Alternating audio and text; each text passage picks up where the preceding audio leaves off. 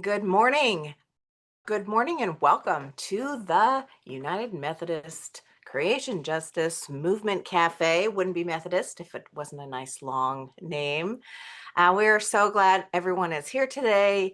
Today we have a couple of deeper dives into faithful agricultural work, feeding people, growing the land and growing food from the land in a restorative way, and from within our tradition, which is just like this really exciting thing. I think there's for new earth keepers and for folks that I talk about who get excited about creation care. Land is often on their minds. They dream about making prayer gardens and native gardens and a little bit of a farm on their church property, or maybe they're going to put down cardboard across their lawn. I have a friend who not only did she do that, but on her tiny little patch of suburban earth, she built such a farm that there were chickens and there was endless food. And then she started growing flowers and selling them, and all on a little suburban lot. Of course, we're not all that gifted, but our presenters today are that gifted, which is very exciting. We're going to be introducing them very soon. And but in the meanwhile, just want to welcome you in. Every third Wednesday, we have a wonderful movement cafe. And so as I'm welcoming you and coming in, I encourage you to put your little bit about yourself in the chat. Everybody should have access to the chat. My name is Rashenda, and I'm in Southern Oregon, where it is sunny today, although we had rain the last few days, and it really felt like autumn got here the last few days.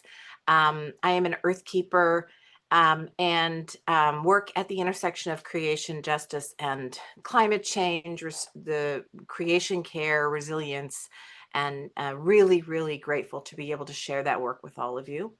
That's who I am. So go ahead and put your information in the chat.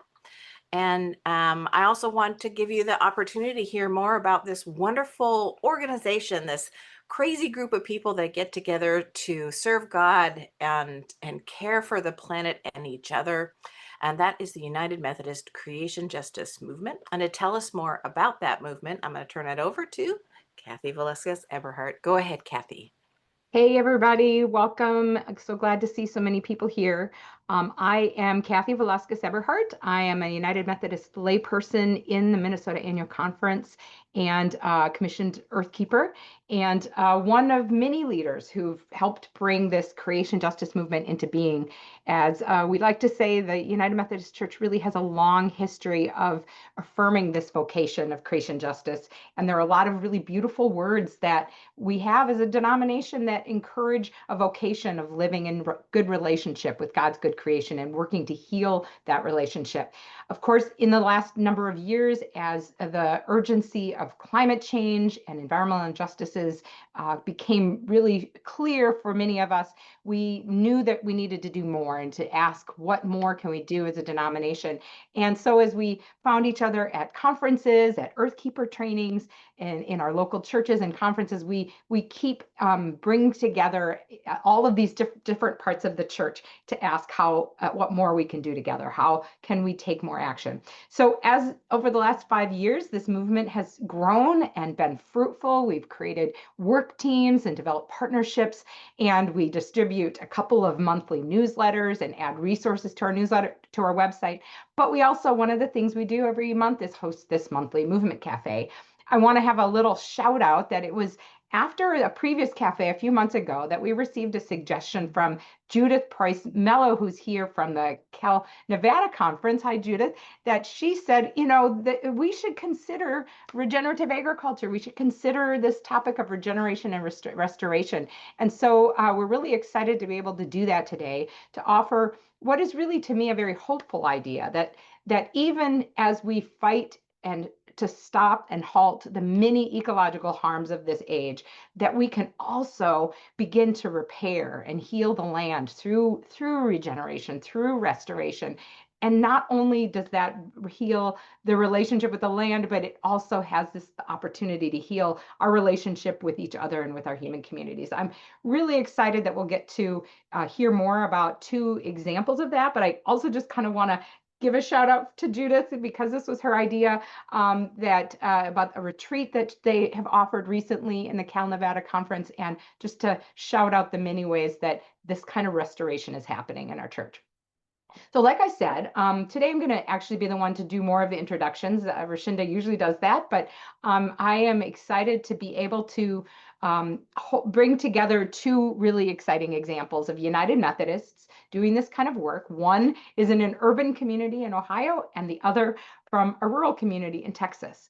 And we're going to start in Texas, but I wanted to make sure you have the links to read the full bios and the links to these ministries, and you can read more about all of, several other ideas around restoration and regeneration in our newsletter, in our most recent newsletter. So first of all, we're going to hear from Rob Spencer, who is with Cultiv8 Community. Rob is a United Methodist pastor in North Texas. He's served in a variety of ways over the past 30 years, seeking to connect community in many inclusive ways. And those connections really have become the backbone of this ministry, Cultiv8 Community, which was launched in 2022. Cultiv8 Community is a ministry of the Horizon Texas Conference. It has a mission to connect neighbors to neighbors, engaging people with nature, and restoring life-giving habitats through work with land restoration, environmental education, and community building.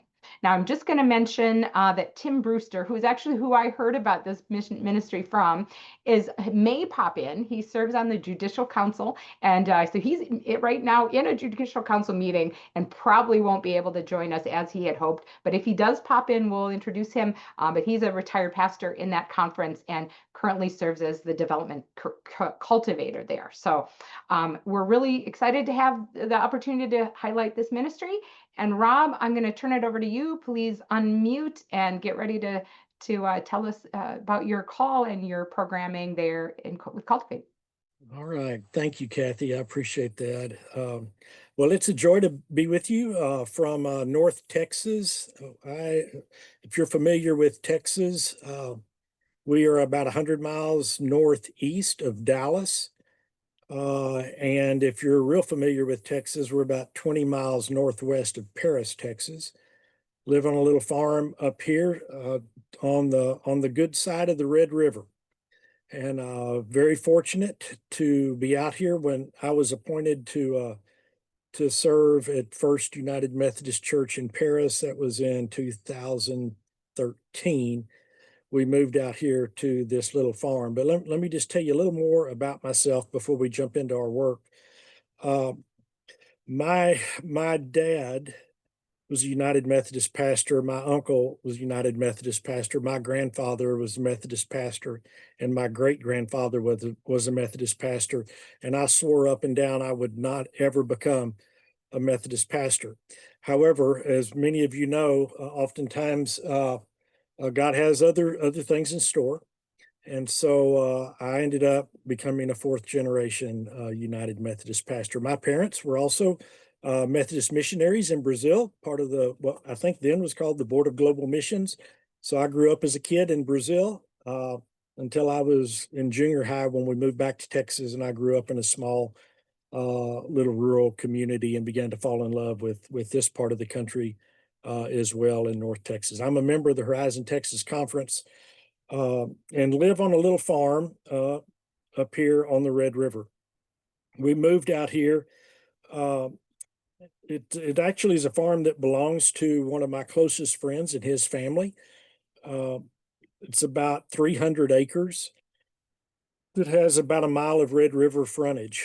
And when we first moved out here, I was walking across the pasture and noticed a monarch butterfly flying across. And I remembered my fourth grade teacher gave me an assignment on monarchs. That was a long time ago.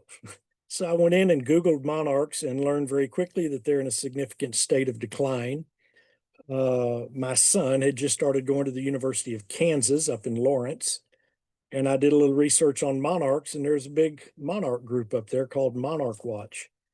I reached out to them and dropped in a couple of times when we went to see my son, and got tied into monarchs and monarch restoration, and we became a monarch way station and started doing land restoration here on the farm, primarily with a focus on monarchs. The local schools heard about that and called me and said, "Hey, Rob, can we bring our second grade class out that's studying monarchs?" And I said, "You bet, you bring them out." And they said, "That's wonderful. They'll be so thrilled." And then I thought, well, it'd be good if I knew how many kids, we're talking about. So I said, "Well, how many is that going to be?" And she said, "About 140.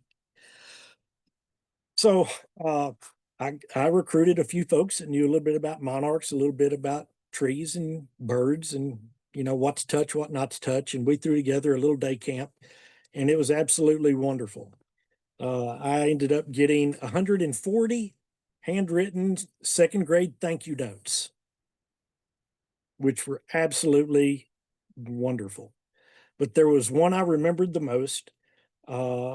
I know it was written by a little boy like me who struggled with his spelling, and his handwriting was terrible, but I could read it.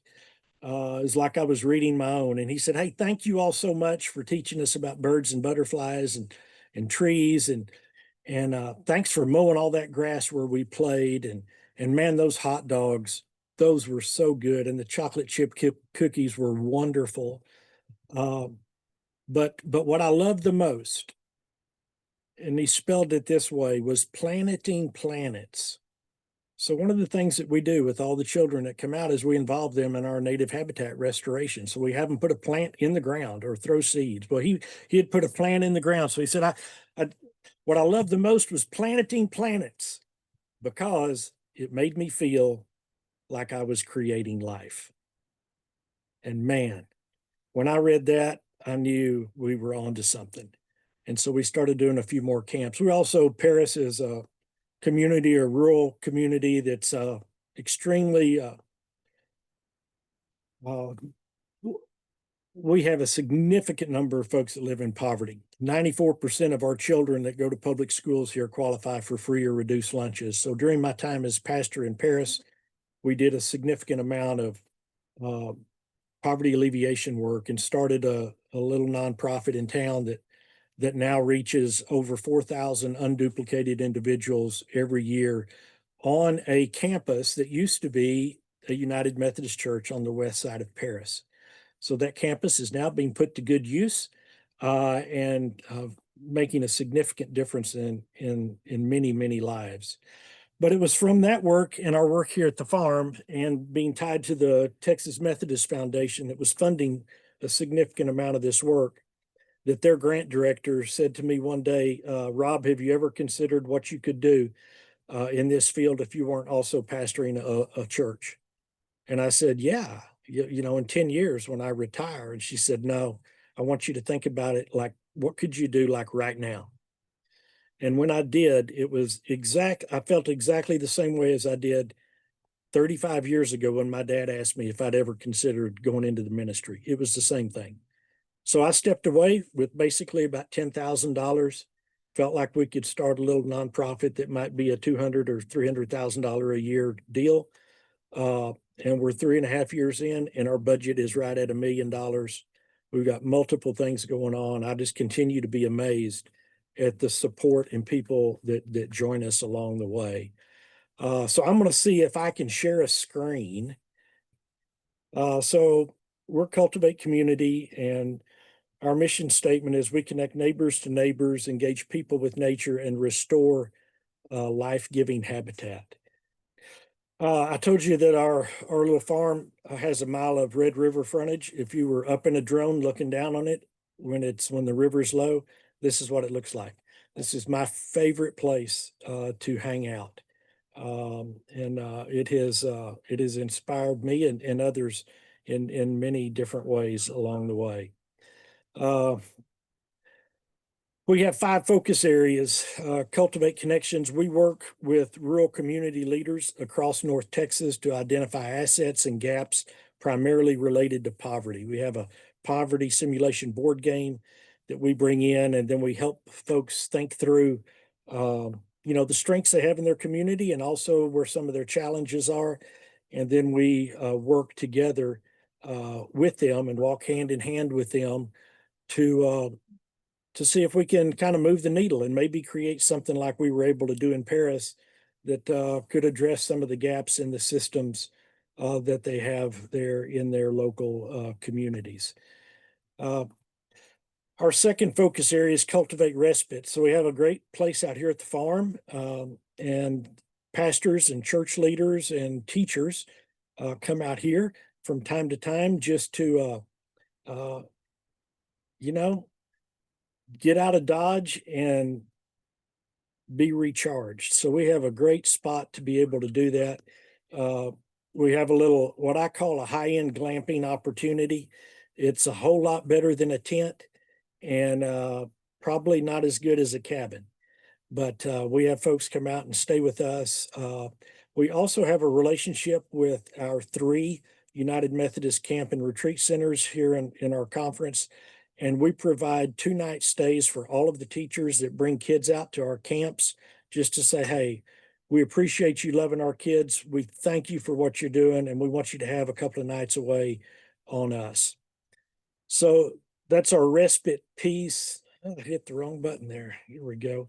Our housing piece, we build and restore affordable energy efficient homes and help first-time homeowners get in with down payment assistance, with home ownership coaching, with credit repair. We've restored 3 homes at this point, have 3 first-time families in. We've just finished our first 2. This is one of our restored homes. This is one of our new builds that is just finished. This is an 800 square foot, 2-bedroom, 2-bath that we think we will sell within the next month or so. One of, as you know, one of the pathways out of poverty is to help people begin to own their own homes. Our third area is, or this next area is Cultivate Habitat. So we partner with landowners and restore native lands, pollinator habitats, and we encourage regenerative farming and soil health. As I mentioned, it all started with monarchs. So we help people that come out understand how that, the whole monarch story. And then when we restore the land, we have partners, significant partners that help us do large scale restoration. So Resource Environmental Solutions, is the largest native habitat restoration company in the U.S. The ranch right next door to us is a mitigation property for a lake built in North Texas, just down the road from us. And when you build a lake in Texas, you have to buy mitigation property. And so it's a big lake. So they bought a 15,000 acre ranch right next to us. And Resource Environmental Solutions, is taking a working cattle industrial ag ranch back to what it was 100 years ago. It's a 25 year contract, $136 million. You may be familiar with the Klamath River up in Northern California, Southern Oregon, where they removed the 3 or 4 dams. And now we have a free flowing Klamath River. Is restoring the lake beds up there. All that to say, they're a really big company. They know what they're doing. And we formed an official partnership with them last year, which has been really, really fantastic. We have other partners, Wildlife Habitat Federation and seed companies, that help us restore land, which is one of my favorite things to do. Next to our camps, we bring kids out and offer nature-based camps with an emphasis on native habitat restoration. And so kids come out from 9 to 1. We primarily work with public schools in rural underserved communities. Our camps are provided free of charge, primarily due to Texas Parks and Wildlife Department has been very generous and given us 2 significant grants to do this kind of work in North Texas. This is a group of our kids at the ranch right next door to us that I mentioned to you, the 15,000 acre ranch where we also do camps. This is their sale barn, which is a 10,000 square foot facility that we have full access to, and we envision many great things happening there in the future. This is one of our master naturalists. We partner with them and they come out and teach us a whole lot of things. I don't know if I'm guessing there's a few master naturalists on this call today, on this webinar. They are just amazing and have been a huge help. As I said before, kids that come out, they plant something or throw seeds every time they come so that they're a part of the restoration project. This teacher, Miss Steed, she was out here last year, but she came in 2017 when we did our very first camp, our first little monarch, 130, 140 second graders, or they're like fire ants. I don't know if you have fire ants where you are. Like you step in a fire ant, that's what they look like. She was one of the first that came out here with that group years ago. The kids are wonderful. Most of these kids don't have an opportunity to get out in nature, and especially to be connected with nature. So one of our goals is to help children fall in love with this planet. It's my belief that humans truly only care about things and people they love. And so if we don't help children fall in love with this planet, that's on us if we look around and wonder what's the deal. So we're going to make every effort through our camps to help children fall in love. And one of the ways you do that is you help them stick plants in the ground. And when you do that, I tell you, one of the greatest things is when a school bus pulls up out here, you can always tell if kids have been here before, because those kids, when they get off the bus, they run, literally run to where they had planted before. I'm going to show you just a couple of other pictures here and then wrap this up. We're fortunate. We're on a 300-acre farm. We lease 100 acres of it. It's got a nice little pond. We bring out Parks and Wildlife folks to help with some of our educational pieces as well. And Texas Parks and Wildlife has been fantastic. We've received $175,000 from them to help support our camps. We have nice sunsets. We have a beautiful river. I go down here to watch the sun come up. I take my camera and take pictures, and sometimes you get amazing pictures. These are American pelicans that just happened to be rafted up on the river one day, and then I caught a couple of coyotes trying to track down a buck that was a little bit too big for them. And eagles. Our eagle population has soared since the restoration project right next door to us started a few years ago. And every now and then deer will pose for you in a sunrise. My favorite place to be. I love connecting people to nature out here. And we are on the ancestral land of the Caddo Nation. So this proverb is in the sale barn next door. When a person plants a tree under which he will never sit, then you know civilization has come to that land. I love this proverb. I'm thankful that we're in partnership with Resource Environmental Solutions next door, but we are on the Caddo ancestral land. They lived here for 800 to 1,000 years. Right down on the river where I hang out all the time, there was a group that lived there, 500 to 1,000 people, depending who you talk to, that lived there for centuries.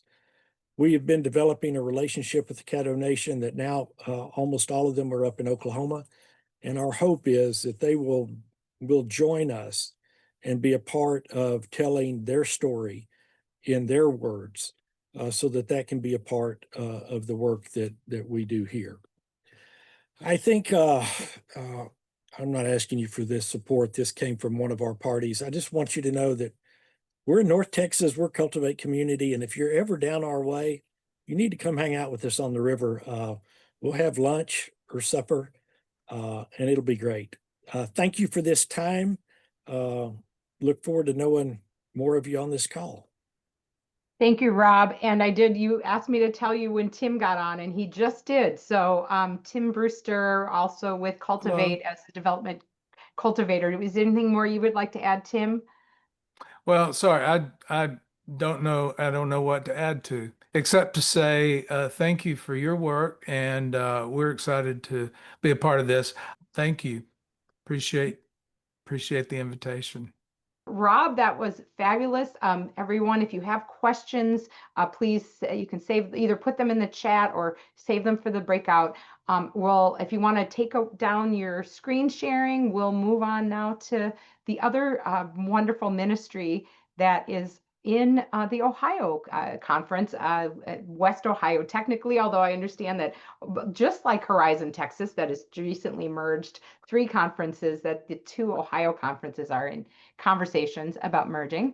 The program that we're going to hear about now is the Urban Farm Church, and the Marilyn and Ryan Grace will be here to talk about that. Let me just give you a little bit more information about them. You can also learn more in that same page about the October Cafe with more details. Reverend Ryan Grace has served as a pastor since 2002 at churches in rural, suburban, and urban areas of Ohio. He's currently the pastor of the Mays Manor campus, which includes Mays Manor UMC, Circle of Hope Church, and the Urban Farm Church. Ryan is passionate about creation care and serves as the chair of both the West Ohio Creation Care Task Force and the Net Zero team. So important work there at the conference level. And when he's not traveling or making documentaries, Ryan likes to spend time hiking, kayaking, and photographing nature. And Marilyn Grace also serves in the conference area, and she is the Director of Mission Engagement for the Ohio Episcopal area with both East and West Ohio conferences. Marilyn was also a missionary. It's fun to hear that was part of Rob's story as well. She served in Jamaica, Arizona, Honduras. I need to talk to you about that connection. Slovakia, Tennessee, Haiti, and also in Columbus. She spent 2 years as a US2 and then 10 more as a church and community worker, where she helped start the charitable pharmacy of Central Ohio that provides free medications to those who cannot afford them. She then joined the West Ohio staff in mission and communications, and now serves as Director of Mission Engagement. She often works right there at that intersection of volunteers and mission, disaster response, and creation care. And I know also serves as the new caretaker of God's creation for the conference. You can read more about the Urban Farm Church in an article that was just in our newsletter. And I also just want to do a shout out that they produce several amazing documentaries that do show that the disaster response and have Bible studies associated with them. So I'll put that in the chat as well. But I'm going to turn it to you, Marilyn and Ryan, and you can take it away from here.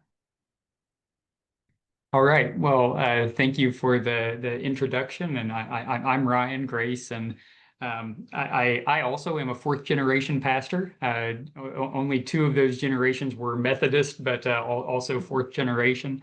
And I grew up in rural Southeast Ohio, and for me, I grew up in farm country, and in a place where it's kind of in the foothills of Appalachia. People have very strong connection with the land itself. But I found myself as an adult feeling like I had this sense that I believed I cared about creation, but I didn't feel like I was doing very much to care for creation.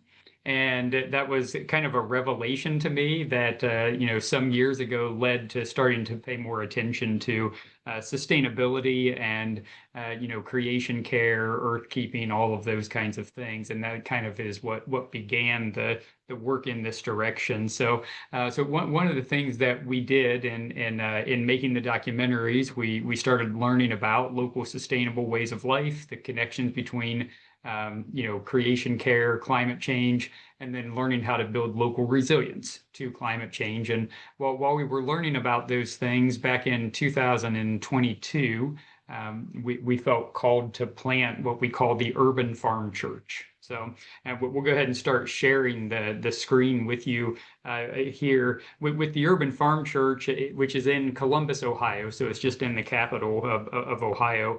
One of the guiding scriptures for us is the Great Commandment, which in Luke says, you shall love the Lord your God with all your heart and with all your soul and with all your strength and with all your mind, and your neighbor as yourself. And this has been guiding for us because we planted the Urban Farm Church to be a new kind of church.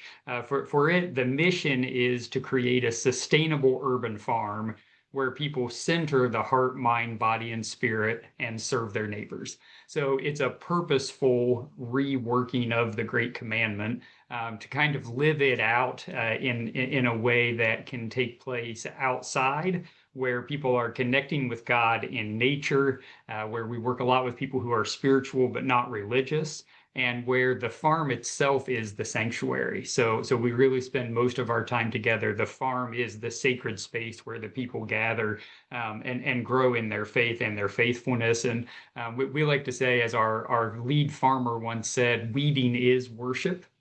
It's a way that a lot of people connect with God. And I think that's true in, most congregations. If you ask people where their favorite places are to connect with God, a lot of them are going to say it's in their garden, it's in their backyard, it's outside and it's in nature. So those were kind of some of the principles, part of the vision that we had in creating this kind of unique faith community.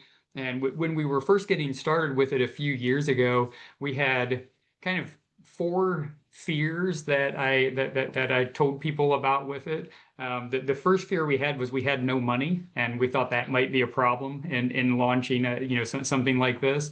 The second fear was we didn't have any people. I was serving the church where I was serving was it was a classic church, right? It was people who worshiped inside in the sanctuary, and they were not. It was not like it was a group of farmers who were inside the city of Columbus. And the third problem I saw with it was, even though I grew up in farm country, I myself am not a farmer, so I didn't know how to grow crops. So I was like, well, if we get money and we get people, we won't necessarily know how to grow anything hopeful.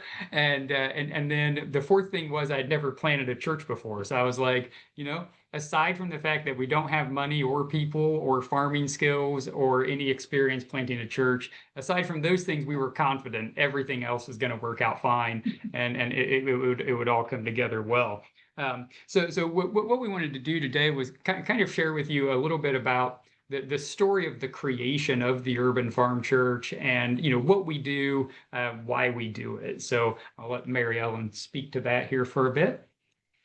Yeah, so the Urban Farm Church really just started as a big field of grass. Our church had this field for 60 years. And they had never done anything with it. They didn't build anything on it. There was a parsonage to one side, but otherwise it was just mowed every week of the growing season. And then sometimes we might take VBS out there or, do a little bit of an event in that space, but it was really a very underutilized asset of the church. And so as we looked at this giant field of grass that had basically no shade, it's in full sun, and it's on a busy road, so lots of traffic going by. We thought, what is some more faithful way that we could use this space and connect with our community while we're doing it? And so, as Ryan mentioned earlier, we had been working on some documentary films where we were learning about sustainable agriculture, and we visited a farm that had about 2 acres of growing space. And as we stood there and looked at this relatively small space and the huge amounts of food that they were growing, we thought, we could do this on this giant field with full sun, where nothing else has really been built before. And so we started talking about it, thinking about it, praying about it. We figured someone along the way would tell us no. We thought that our church would probably tell us no, but then they didn't. And so then we thought, well, okay, the church is going to let us do it. Probably the conference isn't going to let us start a new church that's a farm. So we took it to the new church starts person, and he was like, yeah, let's do it. We've never done it before, but let's try it. And so we thought, oh gosh, now we might actually have to do this thing that we don't know anything about. So we actually met with the farmer from the farm that we had looked at and said maybe we could do this. He had offered to come and consult with us, which was great because, as we said, we knew nothing about farming. So he had about 7 years of experience at that point in urban farming. And he came and looked at this, wide open field and talked about ways that we could use it and how we could, build no dig beds instead of tilling the soil. And, we're just listening to him go on about this stuff going, yeah, we have seriously no idea how to do this and how we're going to get enough people to do this. And so fortunately, about a month later, he called us up and said, hey, do you guys want to hire me as your farmer? I just need a place to live.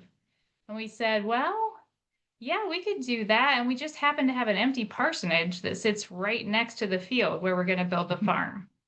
So that was definitely a God moment for us, and a time when we could take a deep breath and say, oh, we're not in this by ourselves. We're not, just going to try and do this and end up failing. So one of the first things that we had to do in order to do this no dig method that our farmer Taylor wanted to do was to kill the grass. So we got out giant black tarps that you can see in these pictures. We invited some of the neighbors to come and help us spread them out and put sandbags on them. And those tarps stayed there for about 6 months.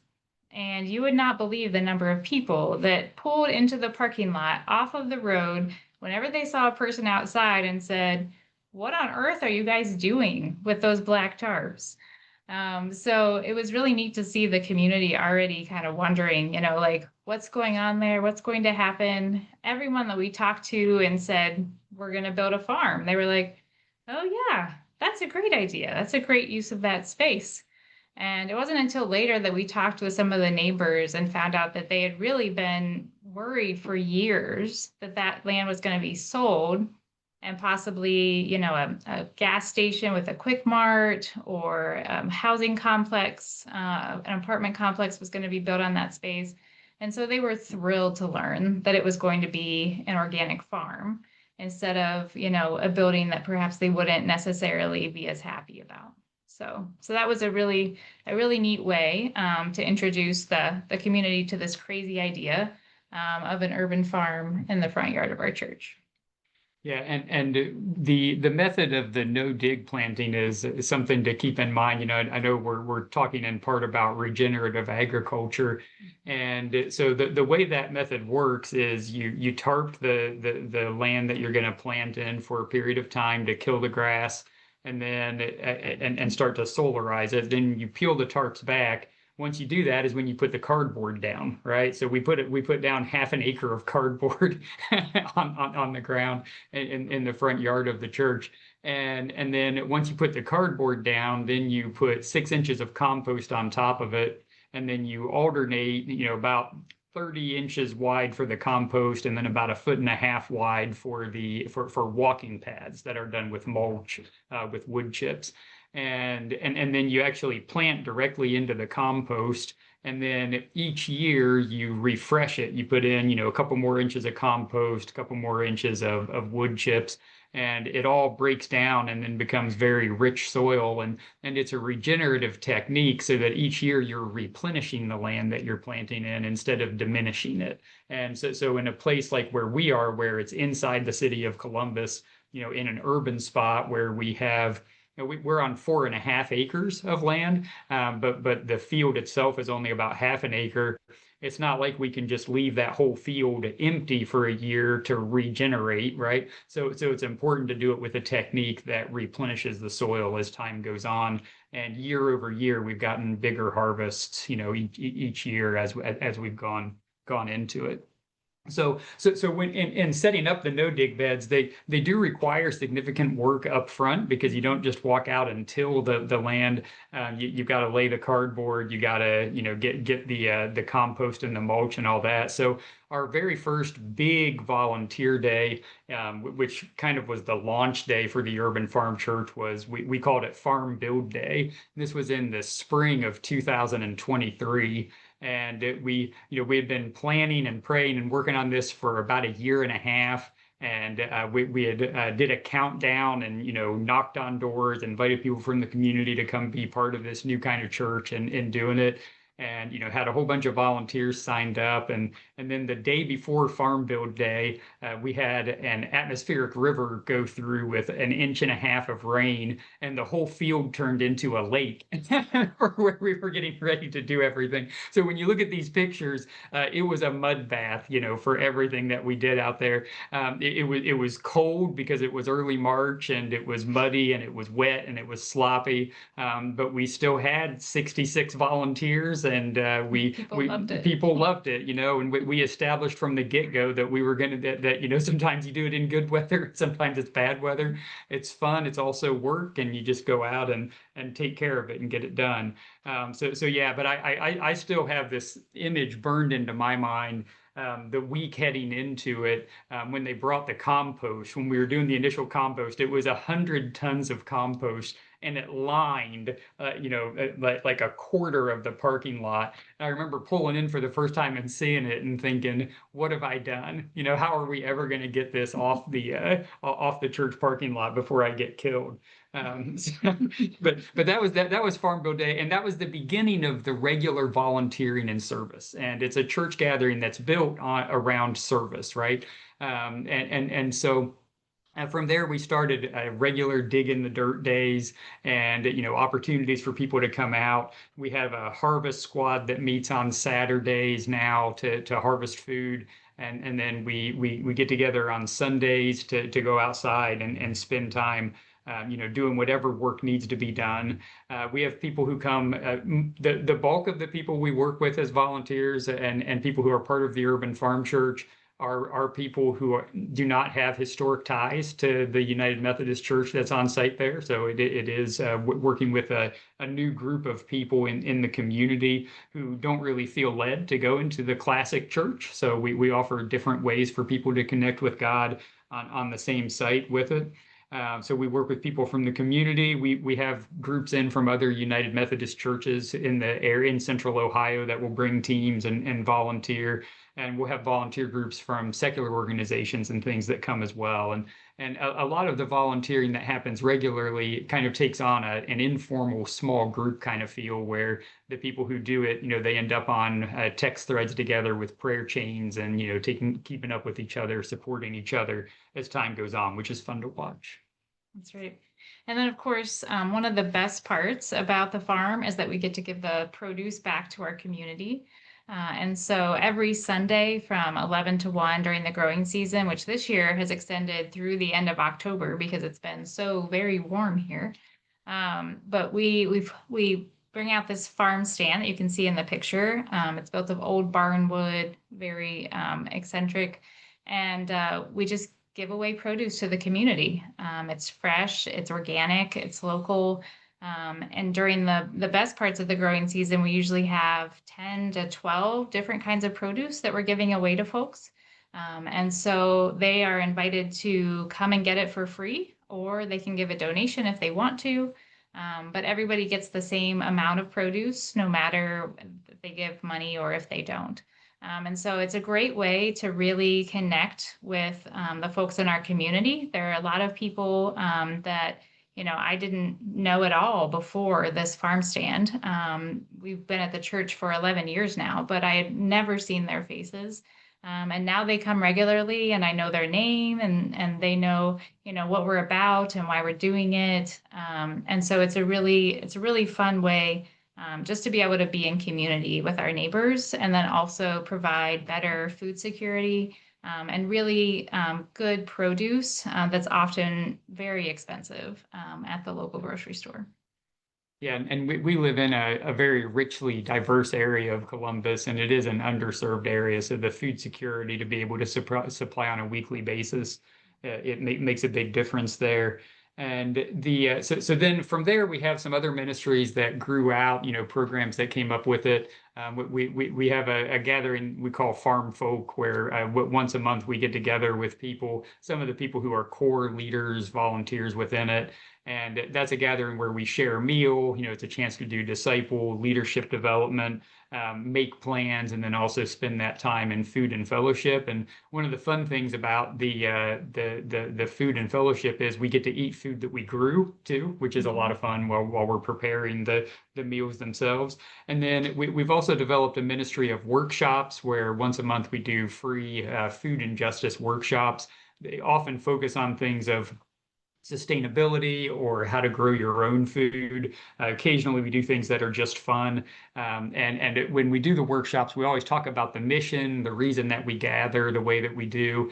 We'll often share, psalms and things of that nature, but it's kind of the opposite of what I've experienced in most of the classic churches where I've served, where in a lot of the classic churches, you might spend 95% of your time talking about things and 5% of your time doing them. And when we do the workshops and the things at the farm church, it kind of flips that, where we might spend 5% of the time talking, sharing a psalm, and then we'll spend the other 95% of the time getting our hands dirty, doing things outside on the farm, putting together mushroom logs, living it out in an incarnational kind of way.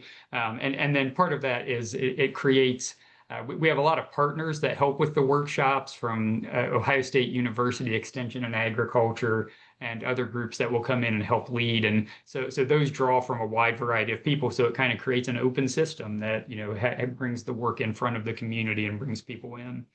And then I think Mary Ellen's going to share a little bit about a couple other things, and we'll start to kind of wrap this up. Yeah, so as with the workshops, we really want the Urban Farm Church to be a model of creation care for our neighbors. And so we've really tried to be mindful of how that gets played out. Of course, the no-dig beds were a huge thing because most people had not heard of those before. And so every year rebuilding those, we get to continually teach people about that method of farming. We also dug a well instead of using city water. So we had a well company come in. They weren't sure if they would hit water, but they went 147 feet down and finally did. And so now we get all of our water as unprocessed for our irrigation instead of it going through the city water plant. We've also just signed a contract to get solar panels on the roof of the church. We're fortunate to have giant south-facing roofs on both our smaller fellowship hall and our big sanctuary. And so that's going to happen. Hopefully they'll get put on before the end of the year. And then we've also made an effort to, as much as possible around the grounds, change things out or plant new native plants.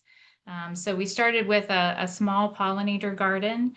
Then we planted a large wildflower prairie, which you can see in the picture. The flowers are now covering the sign because they've grown so much and so tall. And then right next to the wildflower prairie, we have what we call our native wetlands. Which is a piece of the property where water just like to pool all the time. And so we decided to not fight with nature and to just plant wetland plants there. And now that also has grown these huge plants this summer. So it's beautiful to see what it looks like when you start working with nature instead of trying to control it or work against it.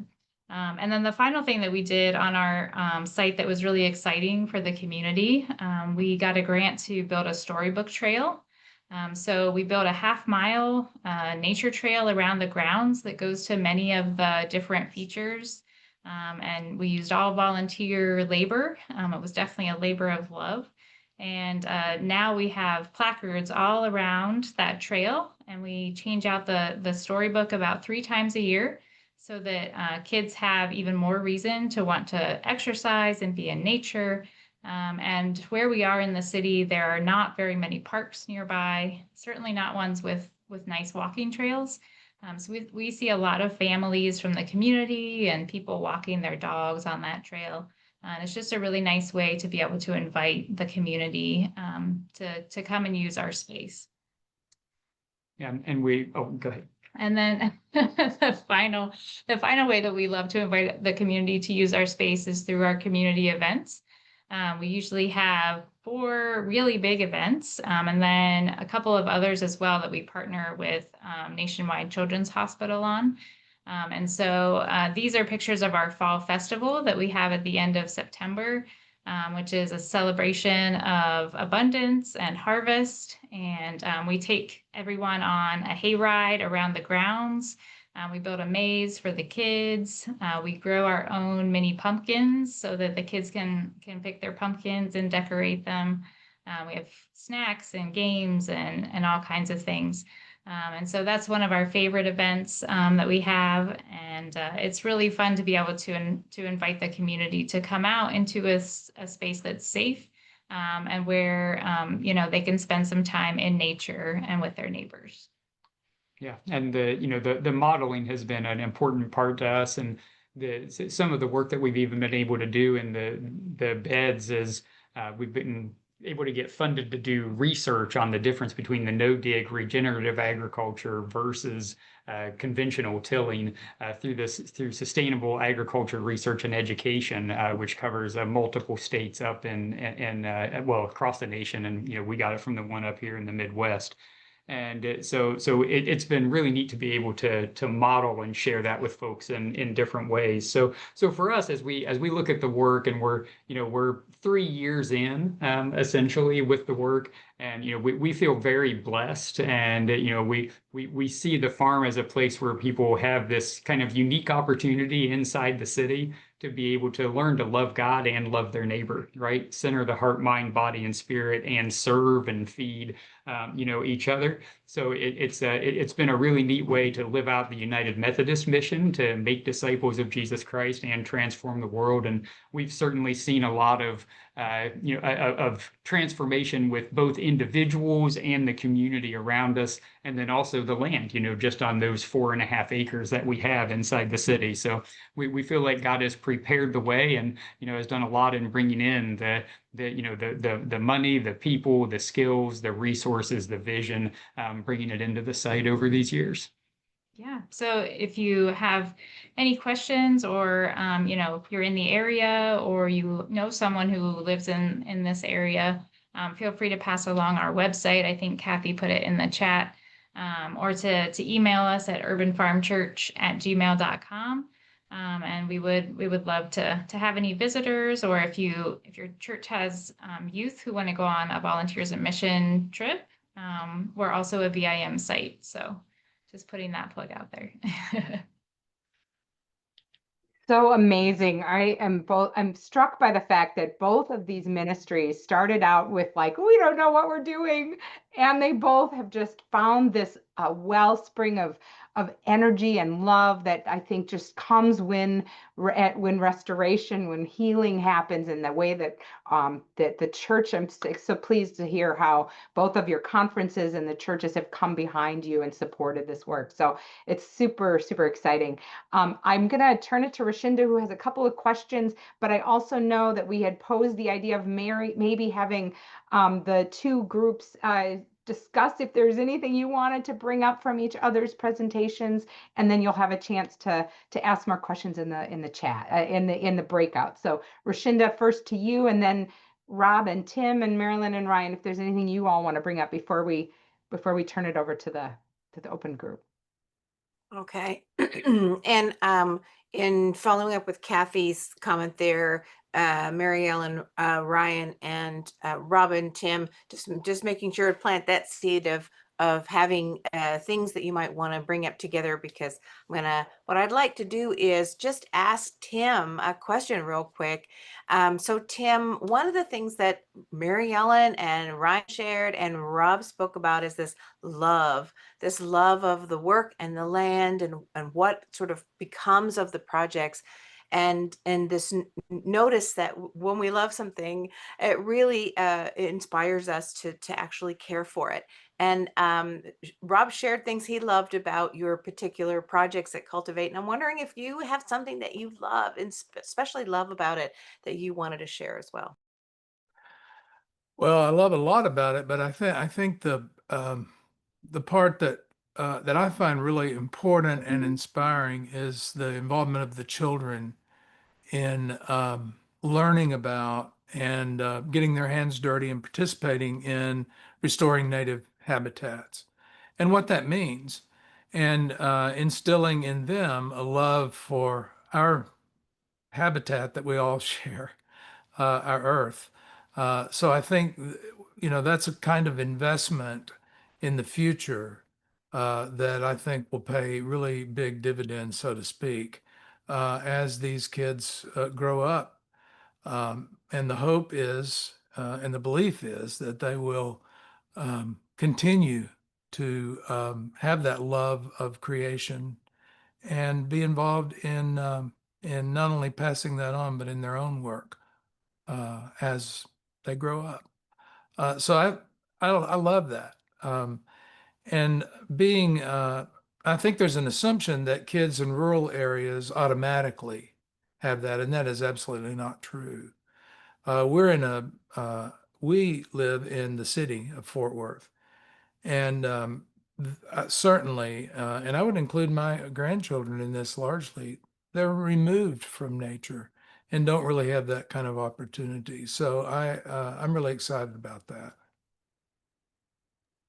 Thank you. Yeah. And so from our presenters, is there somebody that wanted to bring something forward? We don't have a lot of time, but we have a little bit of time, and wanted to bring something forward to ask or share in relationship to your prospective ministries.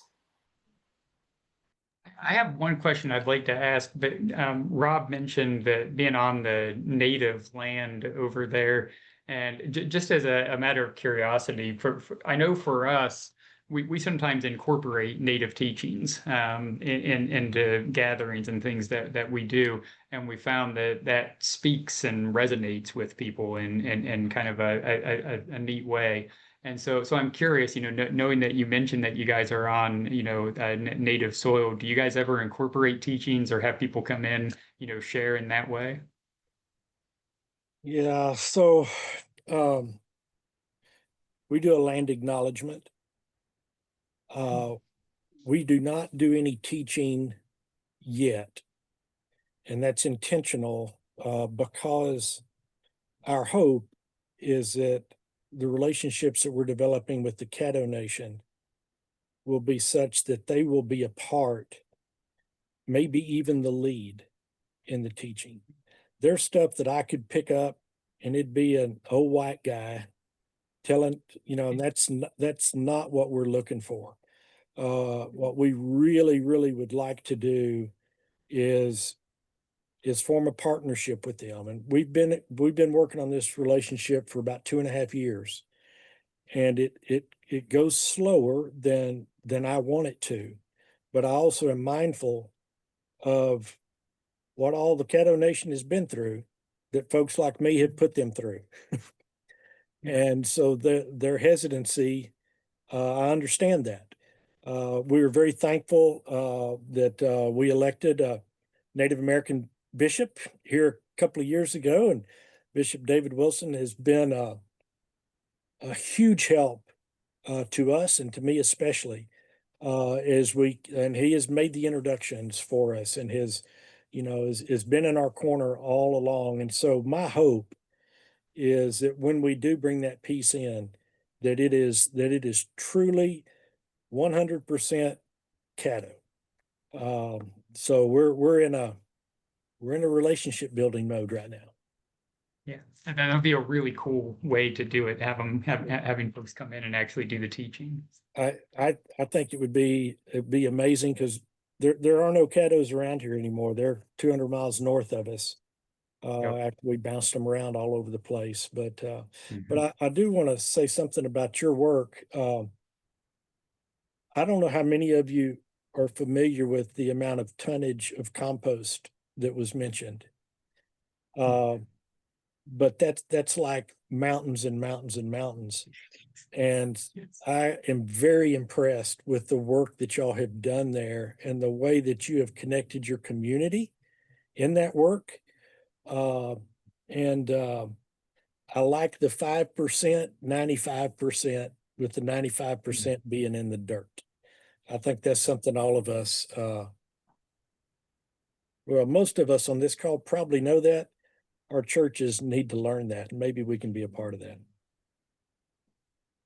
One of our favorite things is now when we get a huge, multiple truckloads of compost and mulch dropped off, the kids in the neighborhood start tugging on their parents' arms, and they're like, "Hey, we need to find out when this is going to be moved so we can get out there." And we see these city kids climbing these mounds of compost and mulch and getting everything ready for it. It always makes us smile. Yeah, yeah. Okay. Okay, Kathy and I both unmuted, so we're watching each other here for this.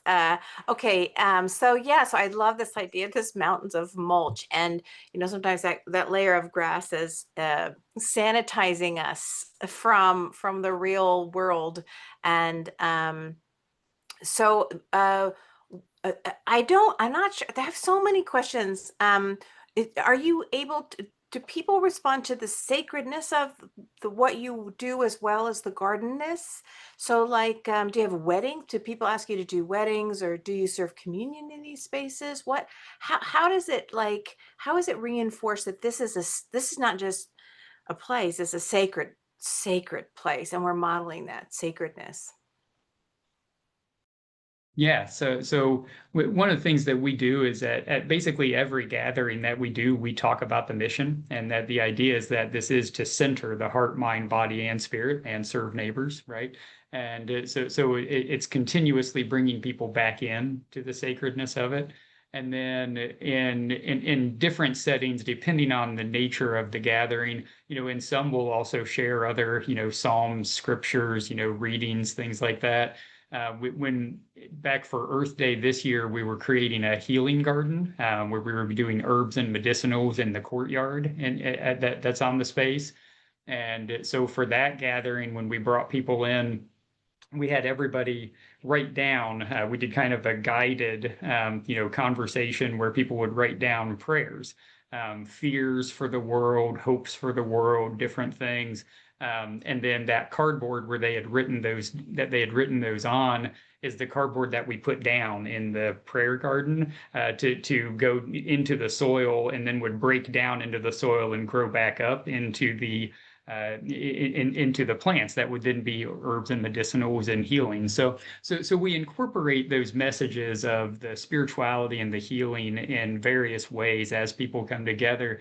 And what we've found, I think probably everyone on this call knows that this percentage of the population that considers themselves spiritual but not religious, right? Not necessarily interested in organized religion.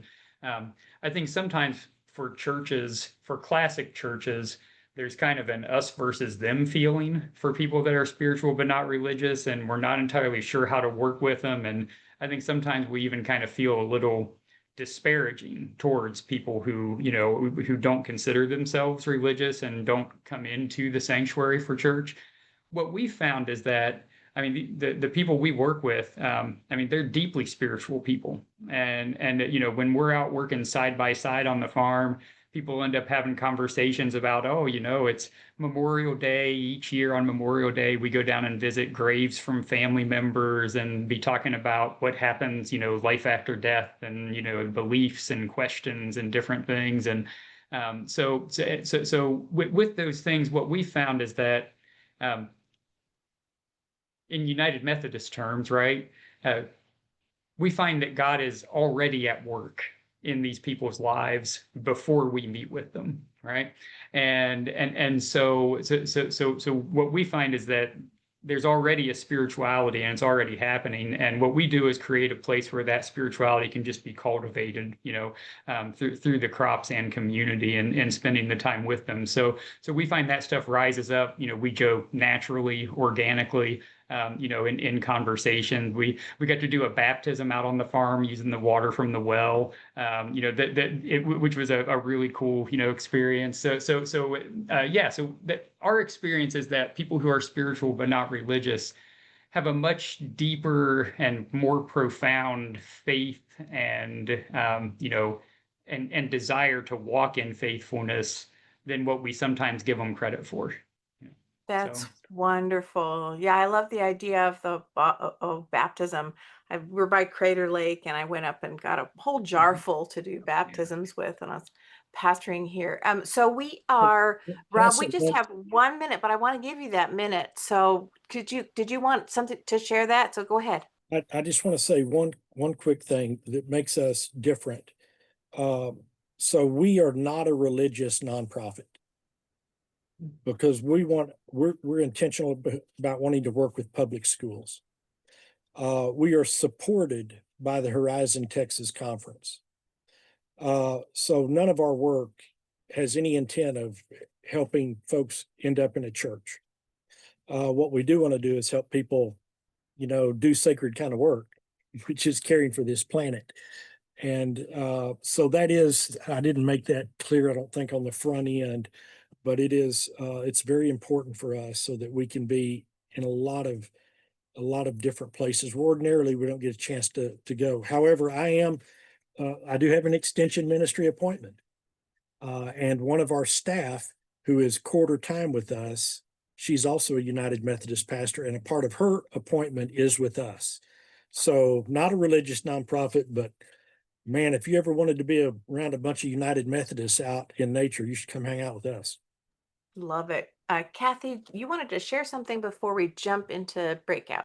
Just real quick, Rashinda's going to set up the breakouts, and I just wanted to lift up again that our October newsletter had links to these two ministries, but to several other things.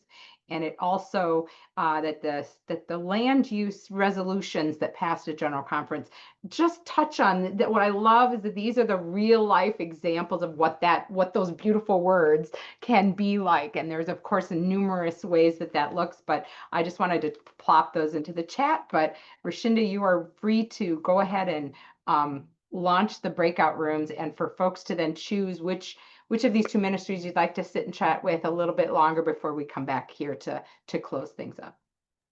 Okay, wonderful. Oh my gosh. So the way we do breakout rooms here usually and today is that I will launch the rooms. They should come right up in front of you. If they don't, try minimizing your Zoom screen. Sometimes it tucks in behind your Zoom screen. And you get to choose which room to join. I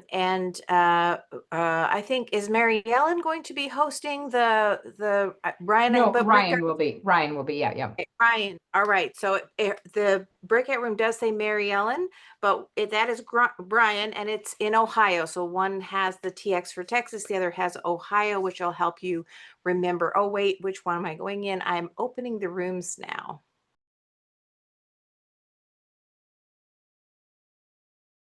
Welcome, everybody. Welcome back from the breakout rooms. Oh my goodness. I always love that sort of burst at the end, knowing that people are having great conversations.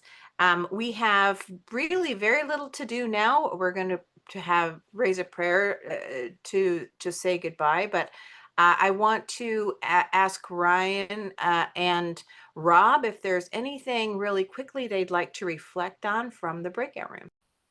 Feel free to reach out to me or to Tim anytime with any questions, any thoughts. We're around. We'd love to hear from you. If you're up our way, come see us. That's all I got.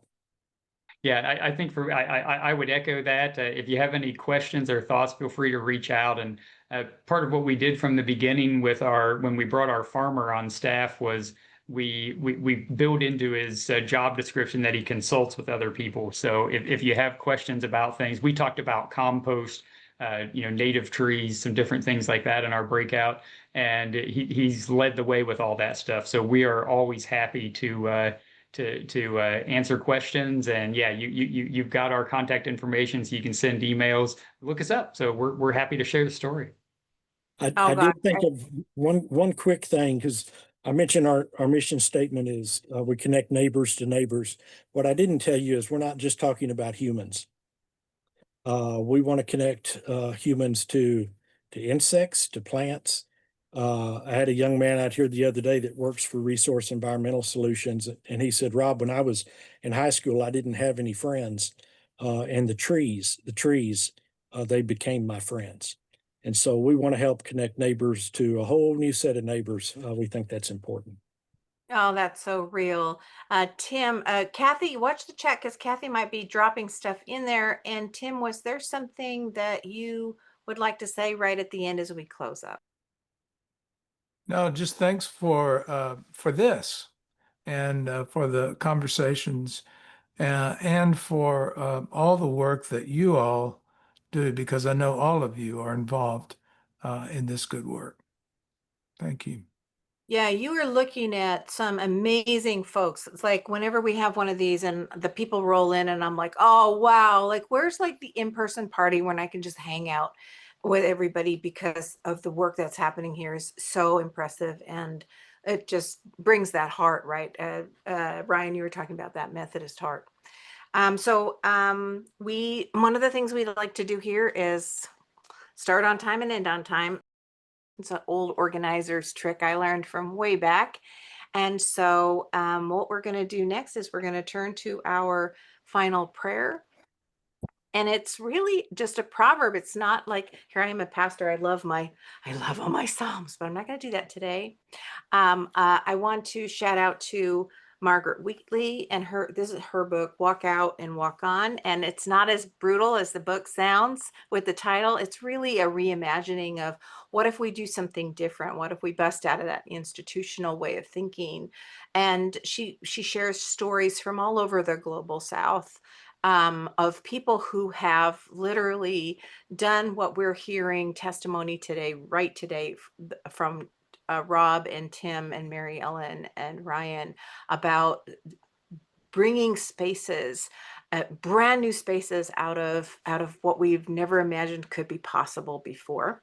And so this proverb is a proverb from India, and it's very simple. It says, "The river never drinks its own water. The tree never tastes its own fruit. The field never consumes its own harvest. They selflessly strive for the well-being of all those around them."